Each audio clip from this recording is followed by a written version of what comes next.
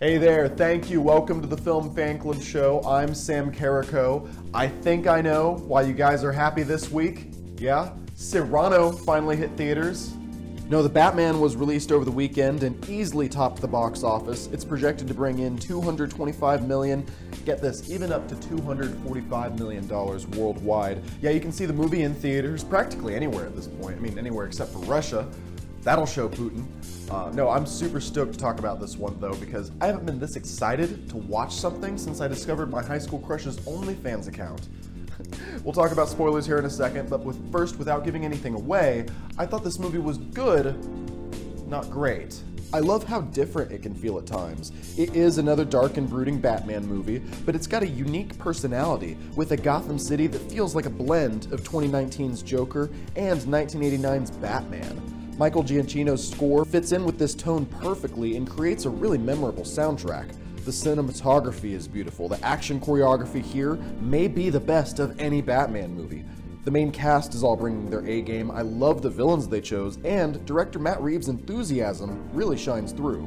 Unfortunately, I feel like the writing does leave a little to be desired. I had issues with character development at times. The third act falls apart in a big way that was a real shame to see, and the pacing really could have been improved as well. The movie is nearly 3 hours long, and I'm reminded of the phrase, just because you can go for a while doesn't mean you were any good at it. But before we move on to our interviews though, there's been some stuff going on in the world that we want to address. I'm sure you guys have seen it all over the news. We're in trouble, frankly, because the Academy Awards came out last month, and Annette, otherwise known as the best movie of last year, was nowhere to be found. The nominees for Best Picture are Belfast, Power of the Dog, Coda, Licorice Pizza, Nightmare Alley, those are all fine. Drive My Car, King Richard, I haven't seen those yet, and Dune and West Side Story, which were two of the most disappointing movies I saw last year. Now, Being the Ricardos wasn't nominated, so I'll take my wins where I can get them, but no Annette? Clearly there's been a mistake. I am personally investigating multiple reports of ballots for West Side Story being dumped at the Academy headquarters overnight. We're gonna get to the bottom of this, guys. Join us for special Oscars coverage during the Academy Awards, March 27th on this YouTube channel, because we've gotta stop the steal. This is a disgrace to our people. This is an embarrassment to our country. Annette was getting ready to win Best Picture, and frankly, it did win Best Picture. Okay, we've got a great show for you lined up. Later on, we'll be talking about spoilers for the Batman in detail, but first, Dr. Travis Langley is here to break down the psychology of Batman characters. Let's get right to it. Okay, my first guest today is the superheroologist who teaches on the psychology of crime, mental illness, social behavior, and media, including comic books, not to mention a course titled Batman at Henderson State University, where he is a distinguished professor. My friend, Dr. Travis Langley, welcome to the show. Hey, good to be here, Sam. We've been trying to do this for a while.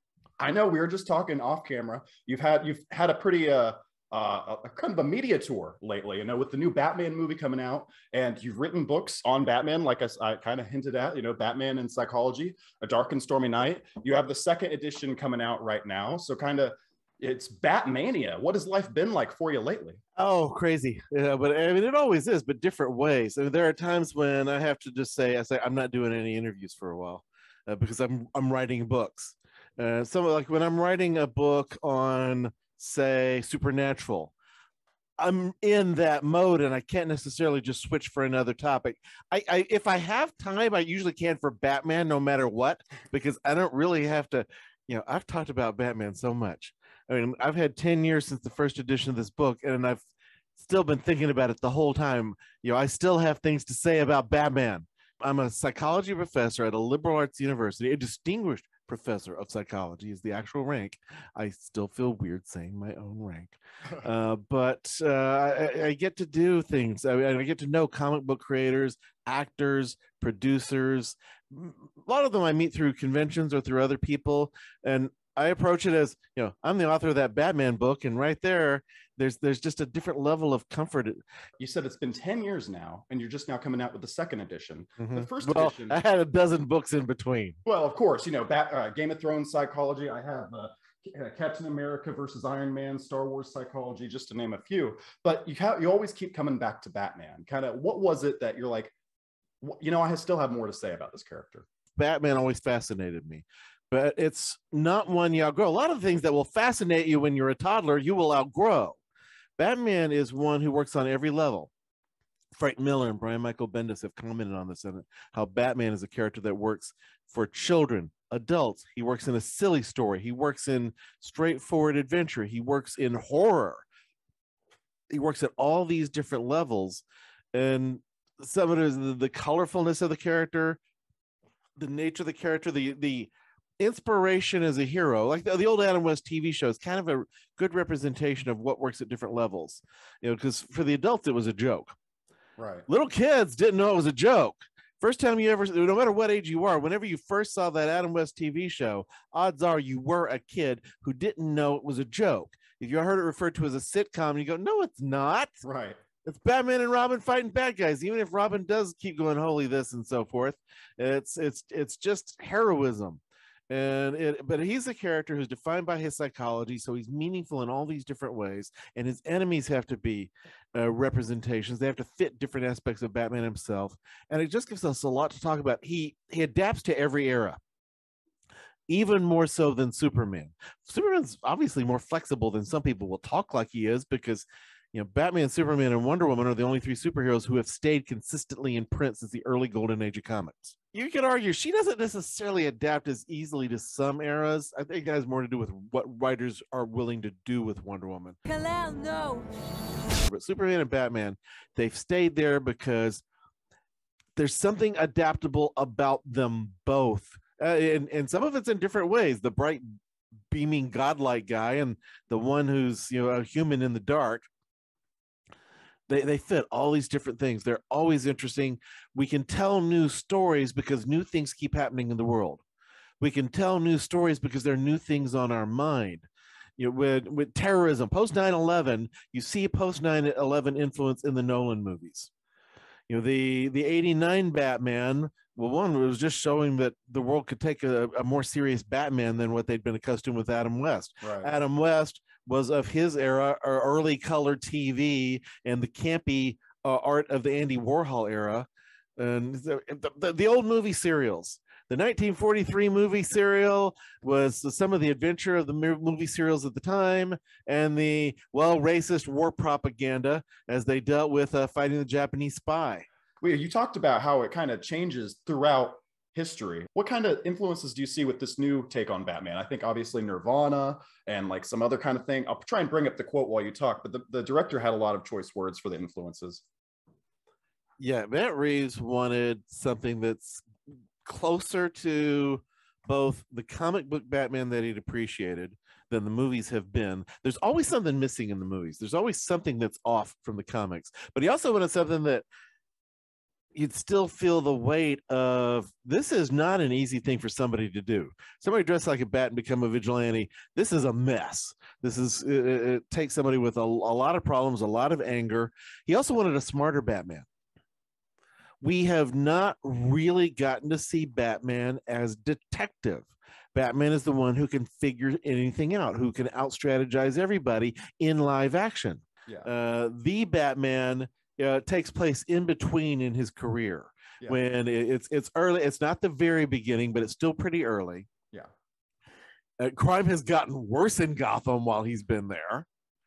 And so he's got doubt over his mission. It's got elements of Frank Miller when he's got Bruce Wayne feeling almost suicidal of, it's like, what if I can't do this thing that I have in my mind?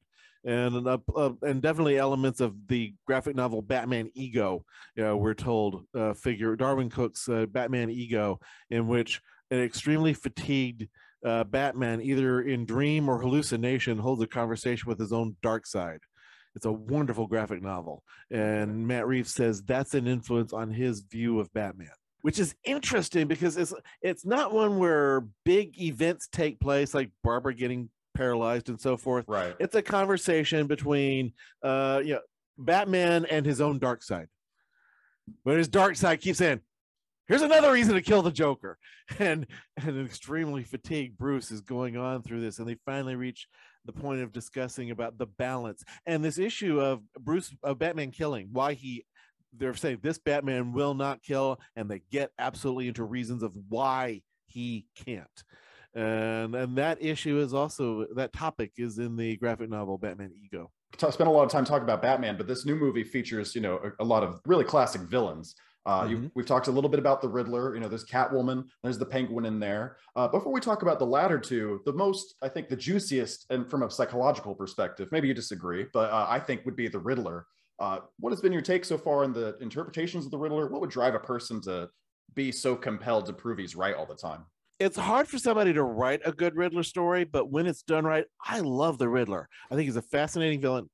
He is the perfect one for this story because the Riddler is the one who is completely a challenge for Batman cognitively, a challenge for him as the detective that he's supposed to be in this film. Right. And you hit on that when you were referring to the Batman Forever earlier. And they've got a more violent Riddler. Of course, every live action Riddler has been a murderer.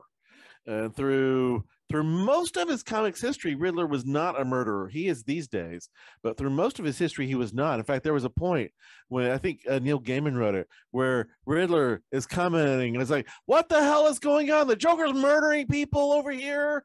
And it's like, what's happened? So it was a non-murderous Riddler who was kind of baffled by the darker tone of their own criminals. The last 20 years, actually the early 2000s, Riddler was this detective who'd gone legal, although he was very egotistical. He was a great character to appear in other people's stories. He'd gone insane, and so they let him go free. And he had also taken the advice of the Penguin, who said, you could actually get away with a whole lot more if you're mostly legal. Yeah, that's a really compelling point too. And they're based, and some aspects of this are based, they specifically refer to Zodiac numerous times. What we know of the criminals who send messages to taunt police, these tend to be very egotistical. They're insecure about something, or they wouldn't feel the need to do this. Right. But they're trying to flaunt and prove they're smarter than all the rest of you. And that is absolutely part of the Riddler character. Yeah. And in this film, we're getting a murderous Riddler again. And that goes to the other issue. It's like, okay, we got Batman as the detective and Batman wrestling with his own violence. He's got to deal with somebody who's engaging in violence to make that an issue in the film. Right. And what I've noticed is Matt Reeves has said oftentimes that Batman and Riddler in this, which is interesting because I've never thought of Batman and Riddler this way. But he said that in this film, they're going to be really portrayed as two sides of the same coin. And I've always thought of like Harvey Dent and Batman that way, or the Joker and Batman that way. But what you talked about with that compulsion to like prove that you're right, does Batman have a little bit of that too? There is, at this point in his career, he feels the need to prove that he's right to himself. Yeah. To be certain that he's doing the right thing. It's not as much about proving it to everybody else. When the things he wants to show everybody else, he wants to show people a better way and inspire them to be better. Right. That comes up a lot in the Nolan films. Even the mess that The Dark Knight Rises is, they get a bit more into that issue of him trying to inspire other people with his symbol. Yeah. Or he has to polish it off and show, oh yeah, the bat symbol's good after all. But he has something about he is confident that he can and should do the things that the authorities either can't or won't. And he's reaching a point of doubt. And for somebody who it doesn't normally doubt themselves, that can hit them even harder when they do reach the point of self-doubt. It's because they haven't had, somebody who's grown up doubting themselves, at least they're accustomed to it. Somebody who has not grown up accustomed to that could hit them even harder. Yeah. Do you think he probably had, I'm trying, because he's kind of had a different, because he grew up with a richer person, but then also he went through great loss, so I'm sure that kind of like there's a little bit of conflict in there with both sides of that. Yeah. His world got shattered and he lost his parents, and of course it depends on how they may not show us anything of Selina's background when we know how she is we get glimpses of her. Obviously, she's the cat burglar. Right. She's also, she's got social interest a bit more than we've sometimes seen in live action with her in the past. Right. And we've got, in the comics, Of course, it wasn't until the 90s that writers even kind of figured out, okay, let's go pretty consistently with anti-heroine on Catwoman. Yeah. Before that, they would just go back and forth, a villain, hero, anti-hero, no, go full villain, no, go full hero, and oh, let's give her amnesia. Let's take her out of comics for 10 years because she doesn't fit the comic code authority. You touched on something that I found interesting because I watched a lot of the Catwoman and like Riddler kind of media episodes of I didn't watch Batman the animated series, but I watched the Batman the animated the 2004 animated series that has a pretty interesting Catwoman episode. And Michelle Pfeiffer kind of goes into, obviously she starts off poor, but then she becomes a socialite. This one you referenced that she's got a little bit of social interest as well. So even sometimes Catwoman's portrayed as a cat burglar because she's poor, and that makes sense, from a twisted morality perspective. But even whenever she becomes rich or gets what she wants, she has this compulsion to be a bad person. What is it? What's going on there? Even when she's got money, she enjoys the thievery. Some of that has to do with asserting herself, asserting her identity. As she's usually written, she came from a poor background. She's her parents, at least her mother, but usually both parents died when she was young, and she kind of raised herself. Escapes the orphanage, lives on the streets of Gotham. The TV show Gotham gets closer to that aspect of her than we've ever seen, although they play around with the stuff on her parents. And even though it's never said in The Dark Knight Rises, it seems to be how they're playing her. The one who came from the poor background, she's got an attitude toward the rich and powerful. Well, yeah, because they're very much like playing into the whole Occupy out Wall Street aspects of that. Yes, that was very much there. So she's got an odd parallel to Bruce Wayne too. It's they've both kind of raised themselves, even though he had the butler there. It's always still kind of felt like Batman raised himself. Yeah, and he leaves at like 14 to go travel the world and get more training. That just fits in the bit of he's kind of raised himself, but with money, as opposed to Selina, who raised herself by stealing. And that's part of who she is. Her anger at higher society, her anger at those who pick on the weak. She looks out for the underprivileged. In The Dark Knight Rises, you don't see her as strongly there yet. She's on her path to becoming more heroic. It's a different point in her journey in The Dark Knight Rises. Yeah. And it's I think the one that we see in The Batman is further along in her journey. Zoe Kravitz looks amazing also as Catwoman. I'm really excited to see her portrayal as Catwoman. But I guess that kind of brings us to the last main villain of the story is the Penguin. Is that kind of the least interesting from a psychological perspective for you? Depends on the story. I know Tim Burton was not interested in the Penguin. When he changed him entirely. He wanted a movie with Catwoman, and the studio said no, include the Penguin. It's like, I don't write about the Penguin, and he just got kept thinking about the animal theme, and he came up with a version of the Penguin that was interesting to him, that really doesn't fit how he's usually written. Right. The Penguin, from when he very first appeared, he wants to be a bigger man. He wants to rise up in high society. That's why he dresses in a tuxedo all the dadgum time. Yeah. He wants to be a mob boss and a socialite. There are a whole lot of stories with him running for mayor. Yeah. That started in the Adam West show, but it's happened in the comics. It's happened in other cartoons. It's happened in Batman Returns and the TV show Gotham. They repeatedly go, this is part of, he doesn't want to do good things for Gotham. He wants that status. Right. He's got what's informally called a Napoleon complex, the little man who wants to be big, even though Napoleon was not short for his time. From the same point at which they turned, there was this 1 year jump in the comics when they turned Riddler into the detective for a while. That's also when they introduced the Iceberg Lounge. And the Penguin then was also a nightclub owner. And that has, except for when he's been in jail, that has pretty consistently been part of the Penguin for almost 20 years now. Once that got introduced, it added so much to his character. Yeah. And it also helped justify, like, he's skirting the law. He's maintaining this club. He'll feed the authorities some information. He'll give Batman some information once in a while. That's a good point. so they'll put up with him. You're right. You're right. That makes him infinitely more interesting as a character. Because if he's just another animal themed, like bad guy running around, but now he's like literally like an embodiment, kind of like Falcone was in Batman Begins. He kind of becomes an embodiment of that corruption that's become so prevalent in Gotham. Mm-hmm. I look forward to the smarter Batman who's reflecting on himself. I think this is going to be a particularly nuanced version of the character.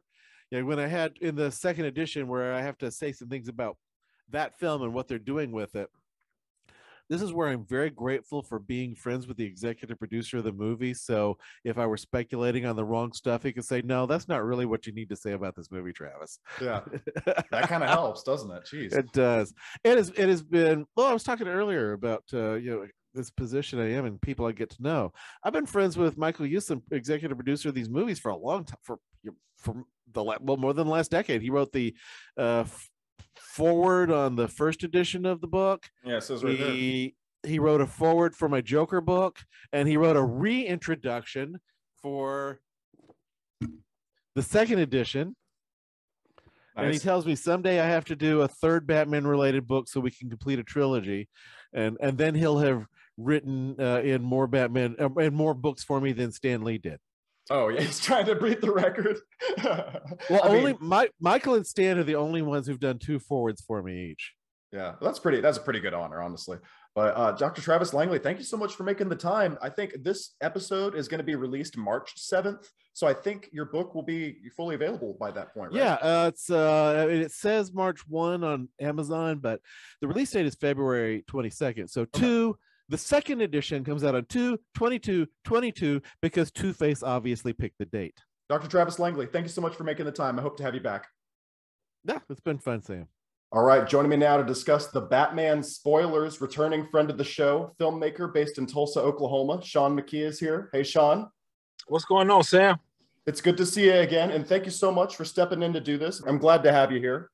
Oh, glad to be here, man. It's always fun hooking up with you talking movies, man. And I was excited to talk to you about this one, of course, the Batman. And I already said, I talked about my thoughts, my broad thoughts at the beginning. So, and now we're into spoilers. So whoever's watching this, be warned, we're going to talk about spoilers in this section. So whenever you were walking out of the theater, what was running through your mind? Oh, man. As I was leaving, I kind of felt incomplete. Like I felt like I wasn't sure if I liked it or if I just thought it was okay. Like I was undecisive with my opinion. Like it didn't just grab me right away. Yeah, the way I described it was good, not great. I wanted a great film. I wanted The Dark Knight. I wanted something like that, especially because everybody had been hyping it up. And I was so glad that I saw your Facebook response when I did, because like I was telling you yesterday, I was feeling crazy. This movie's not a bad movie, in my opinion. I'll say that. It's not a bad movie. I agree. But it reminded me of my reaction to Star Wars The Last Jedi a little bit. You walk into a movie so excited, and then you see some choices in the theater that immediately, you're like, well, I don't like that, and it's a weird feeling. So I walked out feeling kind of crazy, and I'm glad that I saw your Facebook commentary when I did. So yeah, so let's start breaking this movie down, kind of, because you talked about the introductions and stuff. So I think that's a good launching point. So when the movie starts, whenever on Halloween, I think that the Halloween setting was really cool. It was originally supposed to come out in October, and I kind of wish this movie would have come out in October. It would have been a real cool Halloween vibe. But I actually did like the opening. You could see how they're trying to kind of top that Dark Knight prologue kind of vibe. We're showing the villain instead of the hero at first and doing that, like pulling off that heist kind of thing. And you get to see the Riddler just kind of stalking the mayor, and you get the Riddler stalking the mayor. That it feels like a horror film whenever he's like right behind him. And then there's some weird, I don't know, I got weird vibes from the Riddler. The way he like got on top of him after he knocked him out, and he's like breathing really heavily. I thought it was so weird.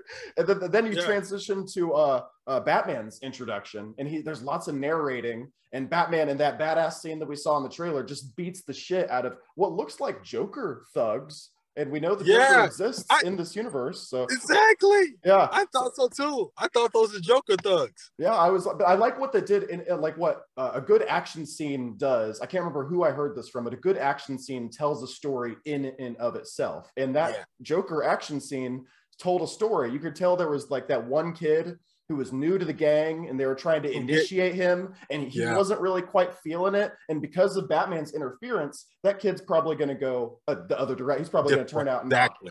I like that. That was kind of a cool scene. Yeah. So what did you make of the Riddler opening scene, them investigating, the Riddler, the crime scene thereafter, and the introduction to Batman and all the narration? Yeah, like once again, comics forgive me. I didn't necessarily know. I heard of the Riddler, and then of course with the Jim Carrey.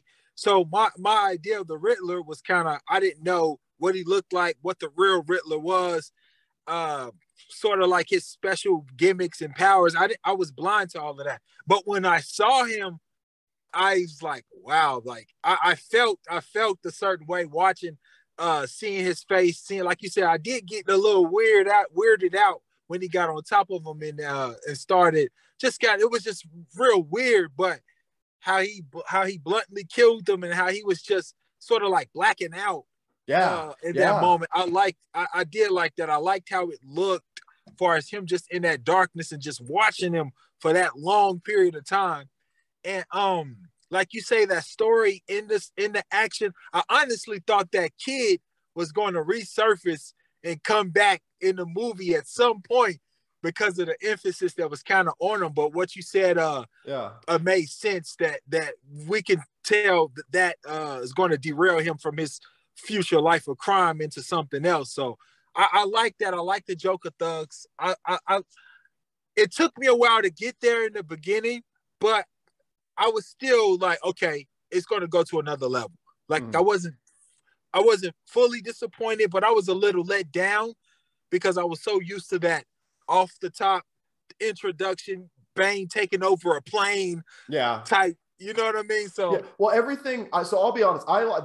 Most of the negative stuff for me in the movie came a little bit later in the film. So at this point, I was like, I get it. I get why they went that way with the Riddler, because he's not a physically imposing character. So you got to show him being creepy and like sadistic and like things like that, and the way they're kind of making him like the Zodiac killer. So I enjoyed that. And then the Batman introduction, I didn't mind the narration. I could see how that's totally like a it depends on who you are. I think the narration works because it gives us that. It reminded me of Rorschach from The Watchmen, and it just kind of gives us that insight into Batman's character that we wouldn't have otherwise. And the action from the get-go, that scene with the Joker thugs, the way they show Robert Pattinson and his stunt doubles doing the action scenes, it's completely 180 from the Nolan movies. The Nolan movies had a lot of quick cuts, and the editing kind of made it hard to tell what was going on sometimes. I feel like this movie does show you, you can see the action and it's very easy to tell what's going on, and I appreciate that.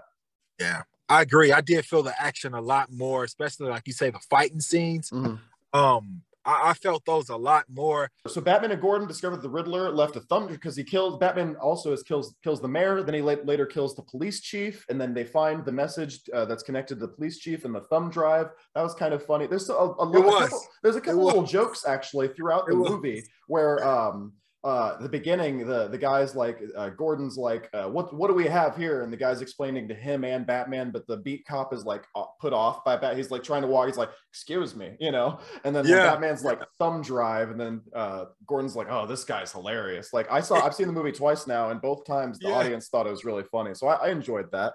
So then we find out, we get the first hint as to what the Riddler's overall plan is. That's got this, we get introduced to the Annika woman, the pictures, and he's kind of exposing all these people. And they're at the Iceberg Lounge. So it's these politicians that are interfering with the mob. And that's where Carmine Falcone had a big role in this movie. I did not, because I just rewatched Batman Begins. So I was like, oh, that's a fun character. I did not expect to see him so much in this movie. And this is when we're introduced to the Penguin.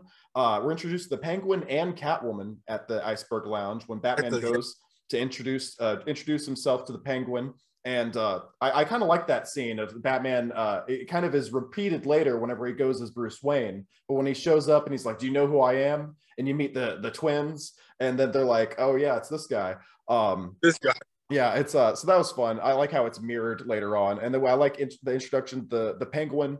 The penguin's portrayal in this whole movie I found to be really cool. I like that he's just a complete sleazeball, kind of like you can't trust him if you're another mob. If you're like working with him in the mob, you can't trust him. But obviously, if you're a cop, you can't Yeah. trust him.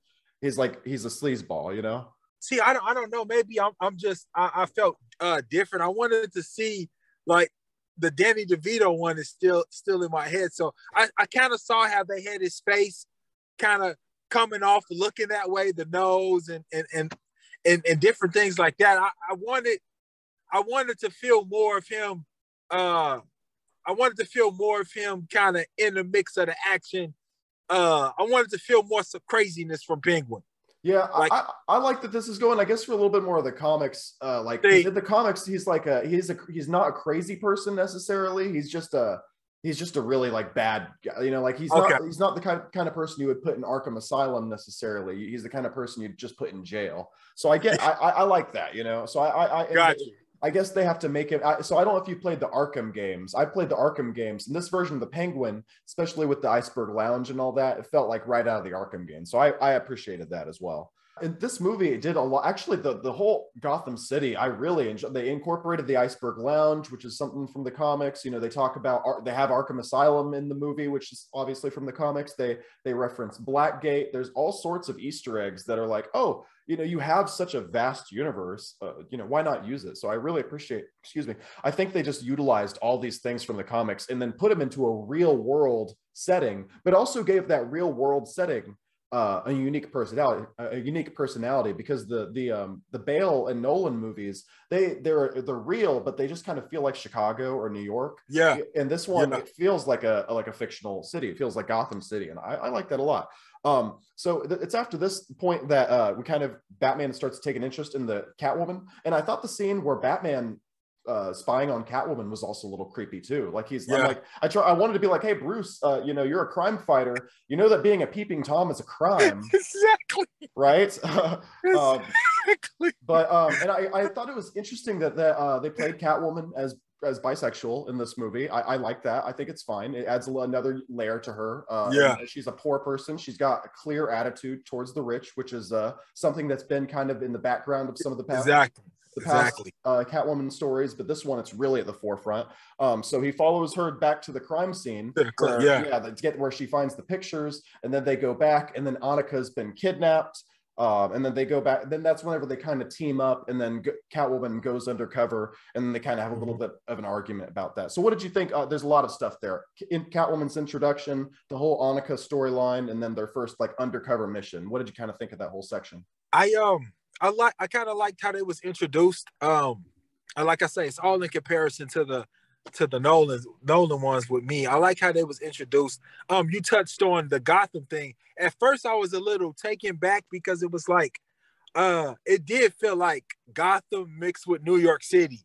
So it felt like a more up to date kind of like it was dark, but it was more modernized with the way it looked and some of like the billboards and stuff. It looked like a dark New York. I like Catwoman. I like her vibe. I love the way she looked.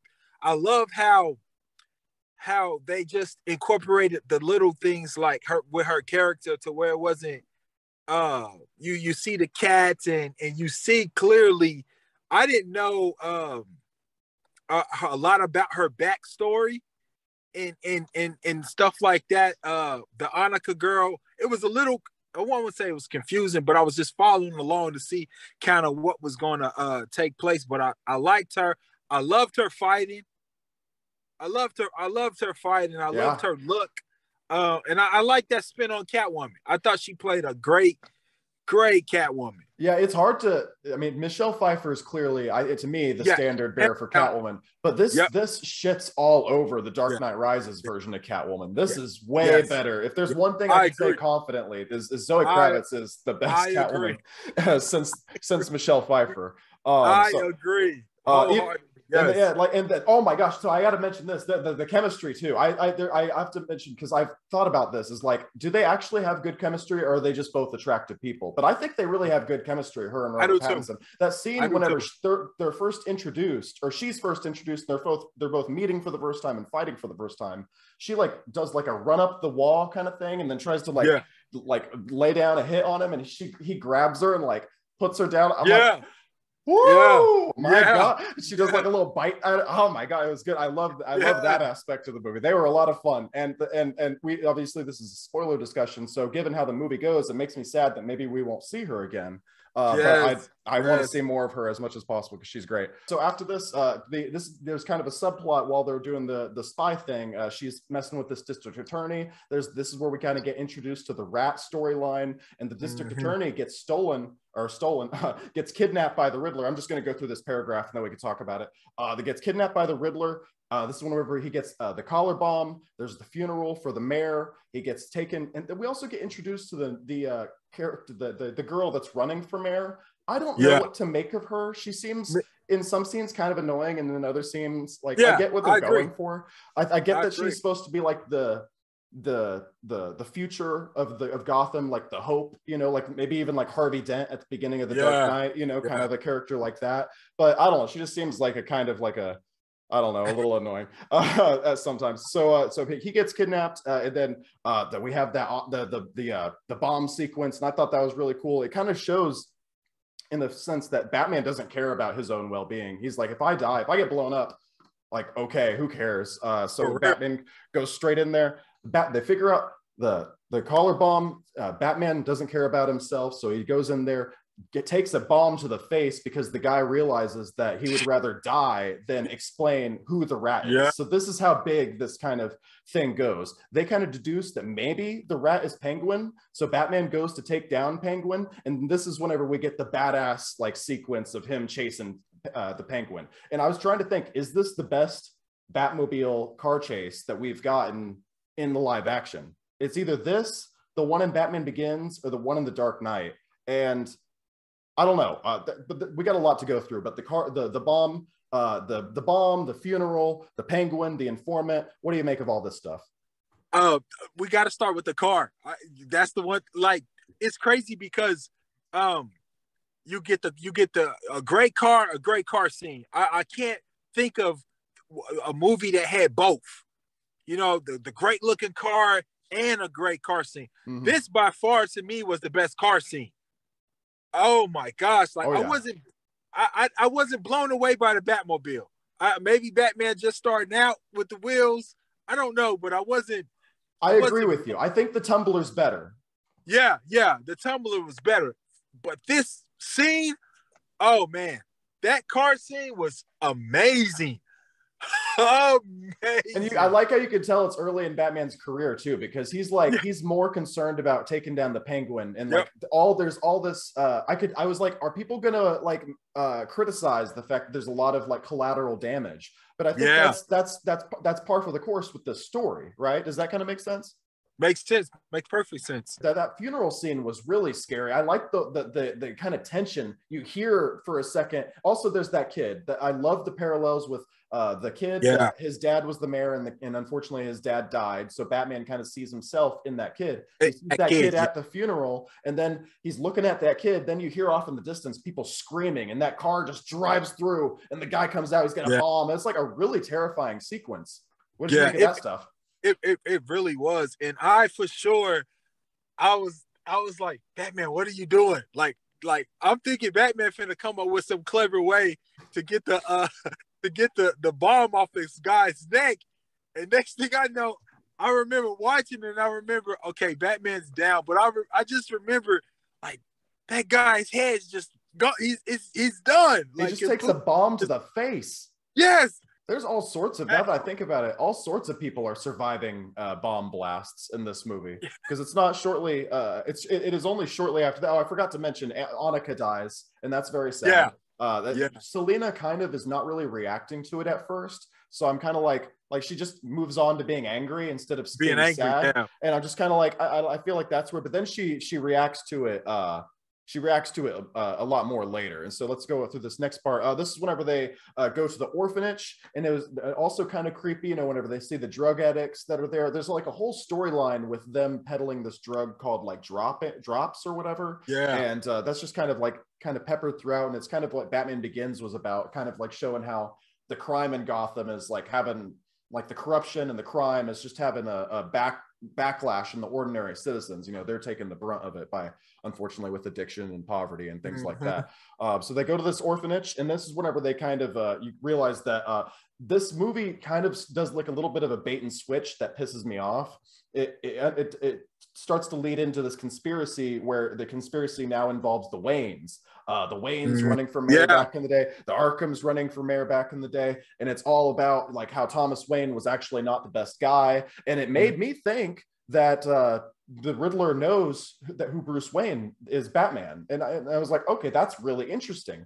But then because then he like sends a bomb, and this is what I was talking about. Everybody's taking a bomb to the face in this movie. Alfred survives a bomb to the face, and then you realize that like I said, you realize that the Thomas Wayne was a bad guy, so he's trying to kill Bruce Wayne. But then you realize it's actually not. He didn't actually know that he was Bruce Wayne. He happened to not like Bruce Wayne also. So I think when they started to tie in the Waynes into the conspiracy, I honestly think that's when the Riddler's kind of plan started to lose me a little bit. His whole thing kind of started to lose me. I was definitely lost. And this was the first one where the Waynes, like his actual father and mother, from ones that I've seen, play more of a part in a movie than just a flashback scene. Usually it just be the flashback scene of his parents getting killed. But to see his father a lot in this one, talking about it and protecting his mother, whatever he did to try to protect his mother. So I honestly got a little bit lost in that whole loophole that they was going down. I liked a lot of the general stuff they went for with the Riddler, but at this point is kind of whenever they started to lose me a little bit. But then we kind of get a come to Jesus moment with Selina, because she brings the informant, and then they decide to team up. And because she kind of originally she runs off. She says, "Don't worry, baby, I got 9 lives," because he's like really trying to. He's like, "Don't throw your life away." By killing. I like that they make this pivotal to this version of Batman's character, that he doesn't kill. Yes, that was lost. That was lost with the Ben Affleck version. So you seem to think that's important too. Yeah, I think so too. I definitely think so too. That in the midst of all this craziness that he sees, this vengeance that he's seeking, all of that, he doesn't lose his core self. You know what I mean? He sticks to, even though these guys are bad and horrible, we're gonna go through it the right way. Even though I'm veiling all these corrupt politicians and police officers, I'm still going to leave it in justice's hands. I'm still going to have faith in the system. I definitely like that about him.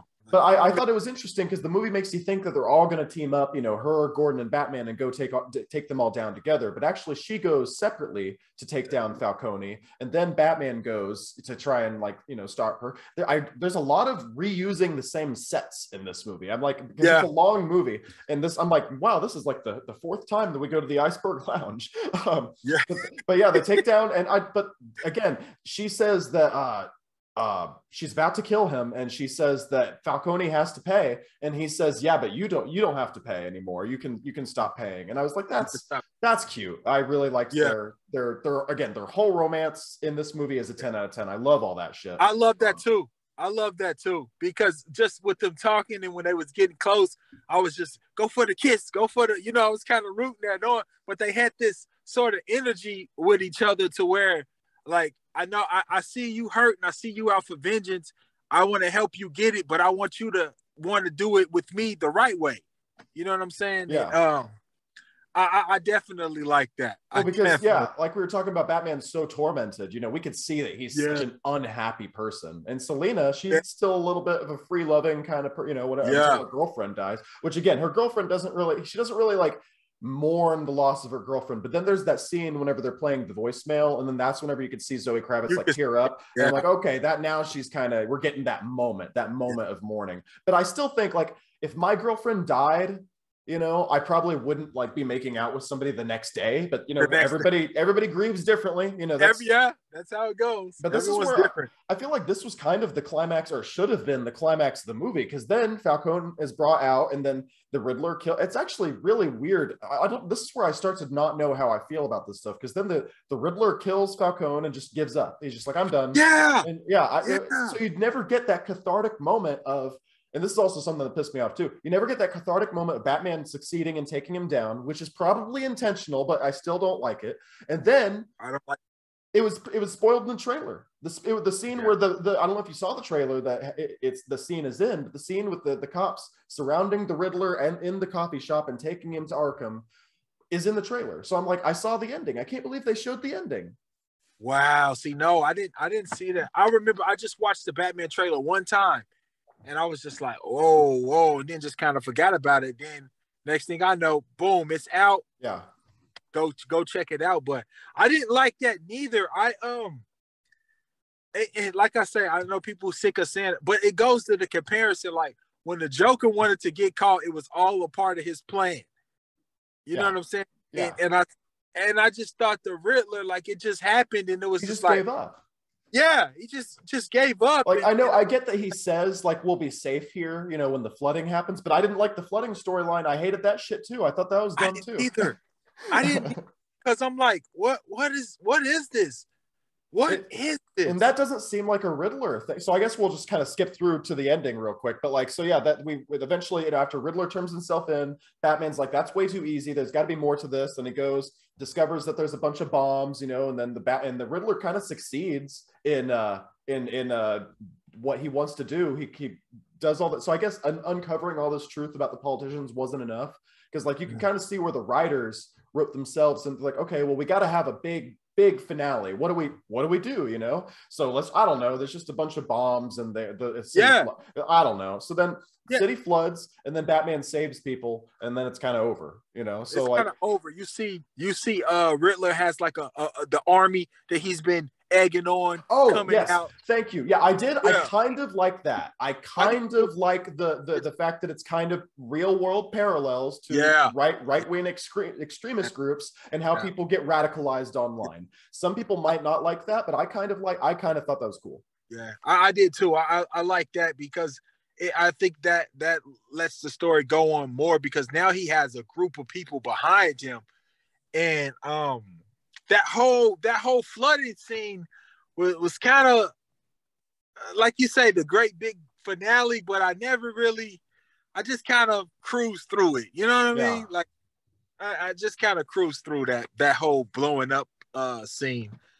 You can physically feel the movie run out of steam, which is really disappointing, because it was I like a lot of the movie up until about halfway, up until about the Riddler turns himself in or whatever I said earlier. Yeah, you can just feel the movie run out of steam, which is so disappointing, because then you're left with a really like mixed bag of a film. Yeah, and the hits, like when Rachel dies. Yeah. I mean, like the hits, like you said, a lot of people were surviving bombs. Alfred survived the one bomb, and so it was like I kind of honestly, this might be a little bit of, I wish they would have killed Alfred. That would have made it different. Yeah, they would have made it different if he would have died. Difference. I think so too. It would have really, like, I think. Okay, I think the Batman character was just like needing a push. Yeah, he was needing more of a, like, he was holding on to what happened to his parents. Okay. Let me throw it to you this way, that because I guess I'm brought back to thinking about the next scene. The next scene is whenever you can see him realize, like, I thought that I had nothing left to lose, but now I realize that I am afraid of something. And I guess that is kind of important to Batman's character, right? Is caring about others a little bit. Yeah. So maybe I'm mixed on the Alfred thing, but I still think it would have made it different. It would have been like that moment in Spider-Man, you know?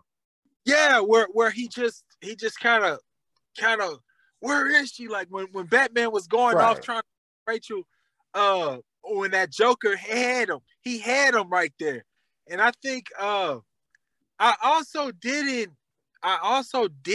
really, like with the Batman and the Joker, you kind of felt their relationship, they hate for each other, their obsession with each other. the Riddler and Batman, I didn't really get a clear-cut hero-villain feel from that. You know, I know he was writing a letter saying Batman, but they didn't have a lot of interaction.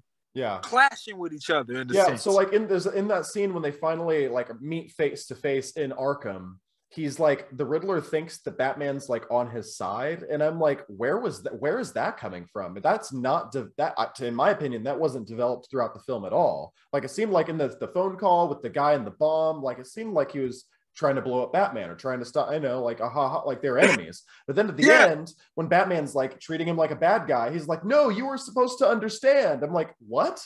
That's random. It felt very random. It felt very, very random, and I wanted that clash. You know, I know people do movies different, but I wanted to see that clash of Batman taking the guy down. Yeah. Yeah, and then obviously we got to talk about the last thing in the movie that's worthwhile. I mean, I like the ending with Bruce and Selena. I think that's cute. I would have gone with her, man. If Zoe Kravitz was like, "Come with me," I'd be like, "Where and when? When do I need to be there? I'll be there. I'll be there 10 minutes early." Like, but yeah, the last thing that's worth noting is the Joker cameo, and I think I can't remember if we talked about the top or not, but yeah, the Joker cameo. What did you think about that? I didn't like it. Neither did I. I did not like it at all. I didn't like it at all because like we talked about the beginning scene of the movie, how creepy and weird it was with the Riddler standing there. It just had this weird, creepy vibe to it. Joker's behind there, the voice, you could kind of see the shape of his face. It didn't have those vibes. No. It didn't have it to me. No, it looked like it looked like a CW show, like the Batwoman or the Flash or something. It looked like one of those CW shows. Exactly. And it looked like some young guy. Well, it is. Yeah, it's the guy from Eternals, which also Eternals is not a good movie. So I don't know why you would choose anybody from that movie to be your new Joker, but it's a young guy. He's like 29. And we talked about this a little bit yesterday, but whenever he laughs, it's not intimidating. It's not like it feels more like a Jared Leto, like a high-pitched young guy rather than like a distinguished Joaquin Phoenix or Jack Nicholson. I did not like that at all. It just felt like it's going to be a we all get what they're trying to do, but I feel like it missed the mark. And that's what sucks. Yeah. Maybe had it been the dialogue was too much and his voice was too much. Maybe if you just kept it simple with like a quick 2-3 words. Yeah, less is more. Nice, good, and then moved on.